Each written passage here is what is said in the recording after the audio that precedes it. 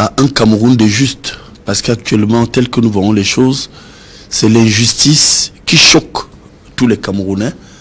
Il faut garder la tête haute et garder l'esprit du fair play et dire félicitations aux 70 sénateurs récemment élus. Mais maintenant, expliquer pourquoi nous sommes arrivés là.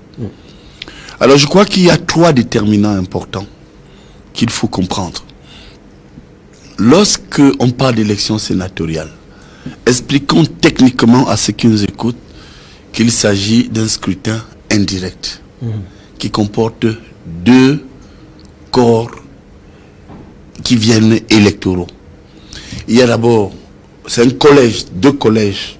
Le collège des conseillers municipaux et le collège des conseillers régionaux. Le collège des conseillers régionaux lui-même repose sur 2 piliers. Le pilier politique et le pilier des chefs traditionnels.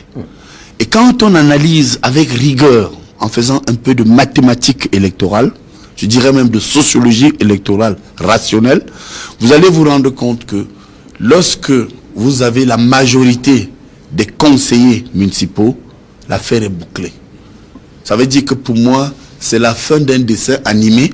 Je parle de dessin animé lorsque j'ai appris que 10 partis d'opposition allaient affronter le RDPC. J'ai compris que c'était un dessin animé qui vient de prendre fin. Parce que objectivement, il ne fallait pas s'attendre à leur victoire.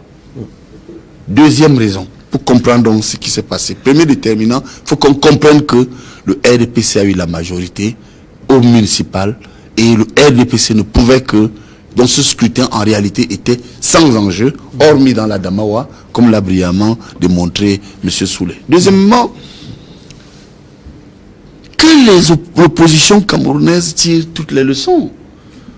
Vous parlez de 2025, vous faites bien de le dire. Parce qu'en réalité, lorsqu'on analyse épistémologiquement, c'est-à-dire, je veux parler un français simple, rationnellement, les résultats d'une élection, on regarde la sociologie électorale. Là, vraiment, je ne serais pas d'accord avec mon brillant et ami Showalter qui dit que le RDPC a tout pris. Mais M. Showalter, nous, en sciences politiques, quand nous analysons une élection, c'est par rapport à ceux qui ont participé à l'existence de ces conseillers municipaux.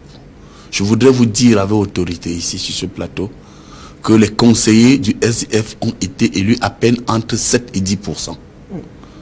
Donc vous avez oublié, quand on analyse un système politique, il faut intégrer 2 déterminants, les facteurs et les acteurs. Facteur Guerre Dinozo, vraiment, vous ne pouvez pas l'ignorer et venir dire que, parce que à peine 10% des électeurs du Nord-Ouest ont voté pour 100% de voix que le RDPC vient d'obtenir au conseil municipal, vous avez tort. Je crois que je vous connais ouvert et très démocrate de considérer ça comme une victoire.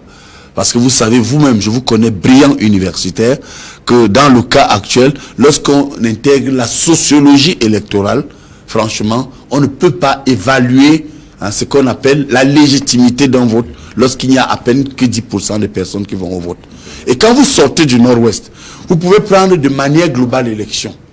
Dans cette analyse de sociologie électorale que j'interprète sur le deuxième point, mais vous savez qu'à peine 3 millions de Camerounais ont voté récemment. Même pour le président de la République, qui a perdu à peu près 1 million de voix.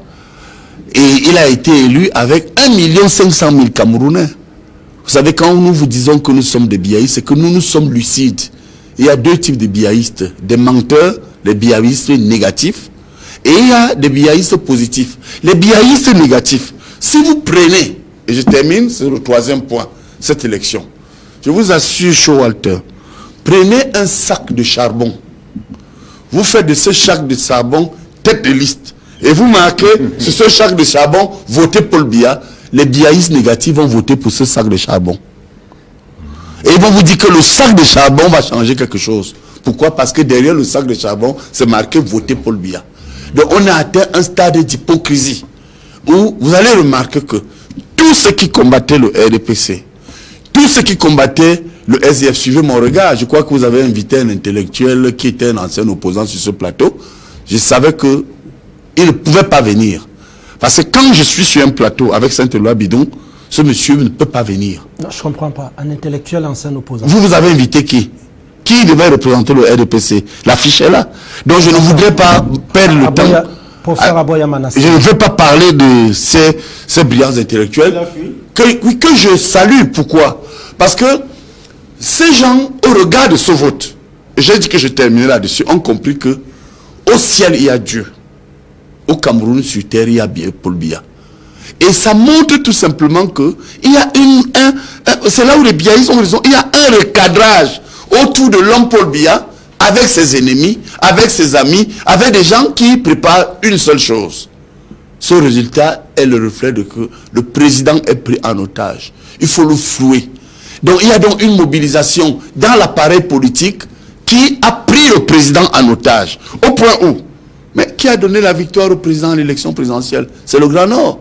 Qui peut comprendre que dans une démocratie sérieuse, le compromis politique, c'est un ouvrage que je viens de sortir. Les gens n'arrivent même pas à dire que, comme nous avons Bello Bouba Maïgari qui est notre allié, Issa Chirouma du FNNC qui est notre allié, Moustapha Madou qui est notre autre allié, qu'on laisse quand même quelque chose. Mais ils veulent prendre tout. C'est pourquoi c'est hideux. C'est pourquoi c'est laid. C'est donc la preuve qu'aujourd'hui... Mais ils doivent travailler sur le terrain, mais Sangani Amzing.